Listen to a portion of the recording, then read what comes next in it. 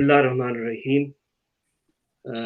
ख्वातीन हज़रात के न्यूज़ को देखने वाले जो दुनिया भर के अंदर मौजूद हैं, आज हमारा जो program let's explore the heaven कि आज़ाद कश्मीर को किस तरह से एक्सप्लोर किया जाए और उसके अंदर पोटेंशियल क्या-क्या है टूरिज़्म के हवाले से, ये हमारा आज का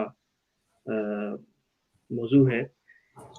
नाज़रीन इकराम, सयाहत 21वीं सदी की सबसे बड़ी इंडस्ट्री के तौर पे उभर रहा है और दुनिया के तरक्की याफ्ता ममालिक के लिए ये फॉरेन एक्सचेंज, जॉब क्रिएशन और स्लगिश इकोनॉमी को स्टिमुलेट करने के अलावा इलाके के रिसोर्सेज को एक्सप्लोर करना और वहाँ के जो मसाइल हैं उन इश्यूज़ को सॉल्व करने में एक बड़ा किरदार अदा कर रहा है। और इसी हवाले से और ये सियाहत किसी भी इलाके की माशी, समाजी और तरक्की उसकी समाजी तरक्की में नहायत अहम किरदार अदा करती है। और जो इलाका सयाहों को ज़्यादा से ज़्यादा फैसिलिटीज़ मुहैया करता है, वो इंतहाई आज़ाद कश्मीर के यूँ समझ लें कि वो लोग हैं कि जो इस सारे महकमाजाती अमल में रहे, तामीर और तरक्की के जो प्लानिंग है उसमें रहे हैं और वेल अवेयर हैं और दर्द भी रखते हैं, सोच भी रखते हैं, फ़िक्र भी रखते हैं। तो मैं अपने मेहमानों का तारुफ़ करवाता हूँ और उसके बाद इंशाअल्लाह ताला हमारा ये प्रोग्राम कंटिन्यू होगा। आप नाज़रीन से ये गुज़ारिश करूँगा कि इस प्रोग्राम को शेयर भी करें और जो सवालात हैं वो आप कमेंट्स की शक्ल में पूछें और दौरान प्रोग्राम हम जो है उनको एड्रेस करने की कोशिश करूँगा। हमारे साथ इस वक़्त आप स्क्रीन पे देख रहे हैं सैयद ज़हीर गर्दरी साहब, ये साबिक DG local government and rural development department में रहे और मौजूदा तौर पे जो है ये मेंबर है एसओएस वेलफेयर चिल्ड्रन विलेज के और प्रोविजनल और कमेटी ऑफ आज़ाद जम्मू कश्मीर के मेंबर हैं। इसी तरह से मेंबर हैं टेक्निकल कमेटी जो कि ग्रीन बिल्डिंग कोड है, पाकिस्तान इंजीनियर काउंसिल के ये मेंबर हैं और इसी तरह से जो इंटरनेशनली जो रेन वाटर हार्वेस्टिंग नेटवर्क है, उसके मेंबर हैं। चीफ पैटर्न है and dare to care school of for children special children. तो सर आपको हम मुबारकबाद वेलकम कहता हूँ मैं आपको प्रोग्राम में। इंशाल्लाह आपसे शुक्रिया। जो है ना वो बातचीत रहेगी। मेरे दूसरे गेस्ट हैं सरदार राऊफ साहब, साबिक डीजी गवर्नमेंट लोकल गवर्नमेंट रहे और साबिक डीजी स्मॉल इंडस्ट्रीज रहे हैं। एमएससी इन्होंने पंजाब यूनिवर्सिटी लाहौर से की, लेक्चरर की हैसियत से ये इन्होंने करियर का आगाज़ किया और स्मॉल इंडस्ट्रीज ज्वाइन किया और एमडी की हैसियत से वहाँ रिटायर्ड हुए। Skill management, planning of projects, administrator, provision of loan to develop sustainable business and exhibition of organisation in AJK इसके ट्रेनर की हैसियत से इन्होंने काम किया। इसी तरह से टूरिज्म, बिजनेस, डैम और एनवायरनमेंट फील्ड के अंदर ये जो है इनकी एक्सपर्टीज़ है। बैरून ममालिक में ये बेशुमार जगहों पे दौरा कर चुके हैं और आजकल जो है वो टूरिज्म के हवाले से आज़ाद कश्मीर भर में एक्टिव हैं। सर अस्सलाम वालेकुम, आपको भी हम प्रोग्राम में वेलकम कहता हूँ। मेरे तीसरे मेहमान जो हैं तो सर आपको हम मुबारकबाद वेलकम कहता हूँ मैं आपको प्रोग्राम में। इंशाल्लाह आपसे शुक्रिया। जो है ना वो सोशियो इकोनॉमिक डेवलपमेंट में बहुत बड़ा एक रोल प्ले कर सकता है। Thank you sir. इसी पोटेंशियल के हवाले से ही मैं सरदार राऊफ साहब आपकी जानना चाहूँगा। जिस तरह से ज़हीर साहब ने कहा कि यहाँ पोटेंशियल जो है उस हवाले से आज़ाद कश्मीर बहुत रिच है।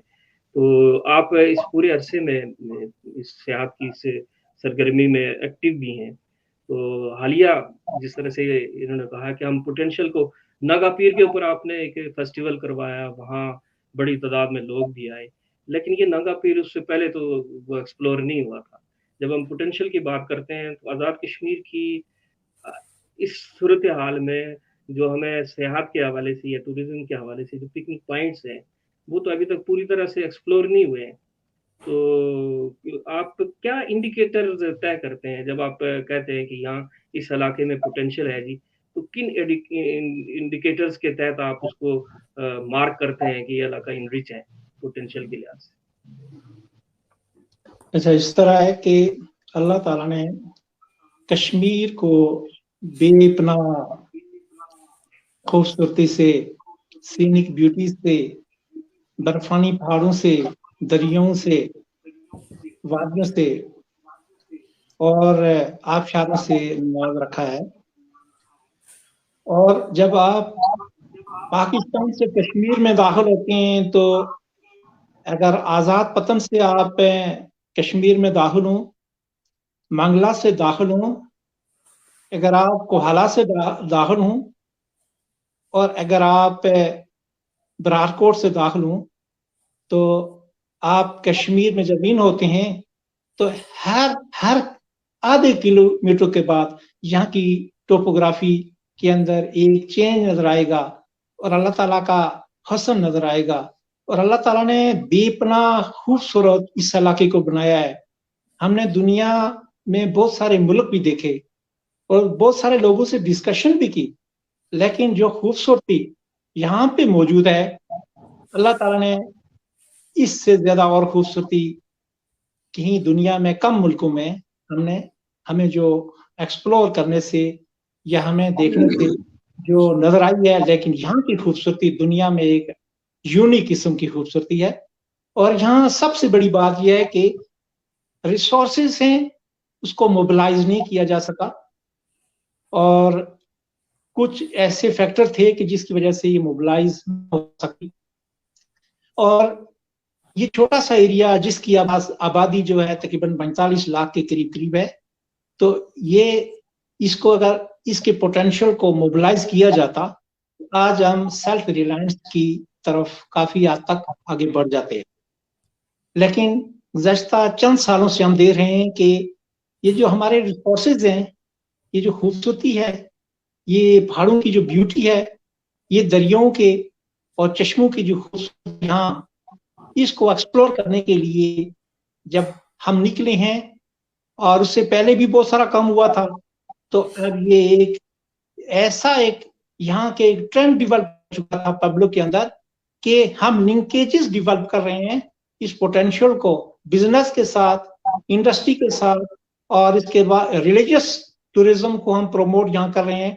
और हमने कहा है कि जिस तरह के आजाद कश्मीर का एक हिस्सा जो है, वो बहुत सारे ये हिस्सा जो है, इसके अंदर अल्लाह ताला ने इतने बड़े हमें खूबसूरती दी हुई है, तो इसको हम कल्चरली इसको एक्सप्लोर करने में लगे हुए हैं और रिलीजियसली हम इसको एक्सप्लोर करने में लगे हुए हैं। और हमें गवर्नमेंट की तरफ से भी इस वक्त बहुत बड़ी सपोर्ट है और एक विजन को आगे लेके बढ़ रहे हैं। और हमने नांगा पीर को जब एक्सप्लोर किया तो दुनिया ने नांगा पीर को देखा, गंगा को देखा, और इसके बाद अब मुजफ्फराबाद को हमने जब एक्सप्लोर किया तो मुजफ्फराबाद के हर आधे किलोमीटर के अंदर ऐसे स्पॉट्स मिले कि लोग इसको देख के दंग रह गए। और दुनिया में जब ये फिल्में गई है तो अब लोग इस तरफ बढ़ रहे हैं और ये लिंकेजेस डेवलप हो रहे हैं बिजनेस के साथ, कल्चर के साथ, हमारी रेवेन्यू के साथ। ये सारे लिंकेजेस हम डेवलप करने में लगे हुए हैं।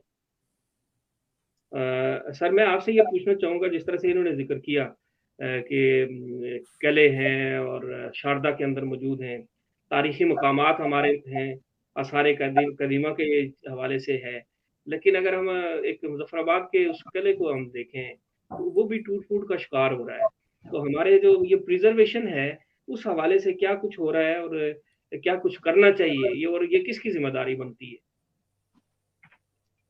ऐसा, क्योंकि ये एक टूरिज्म के साथ एक महकमा है जिसको आर्कियोलॉजी कहते हैं।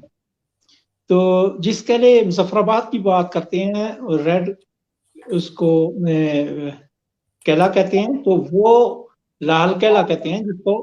तो उसके अंदर इस वक्त काफी अरसे से उसके रिपेयरिंग का काम जारी है। उसके जो एरियाज जो है डैमेज हो गए थे और कुछ दरिया की वजह से डैमेज हो गए थे, उसको दोबारा मरम्मती का एक सिलसिला इस वक्त जारी है।